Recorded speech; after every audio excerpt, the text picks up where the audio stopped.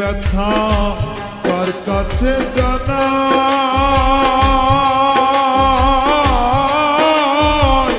যে বুঝিবে মনের ব্যথা সে তো কাছে না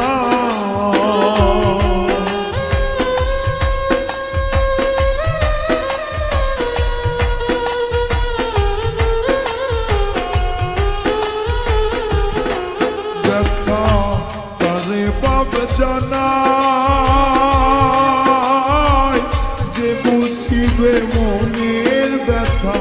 সে তো কাছে নাই যারে খুঁজি তারে না পাই যারে খুঁজি তারে না পাই শত লোকের ভিড় ব্যথার জ্বালায় আজ আমি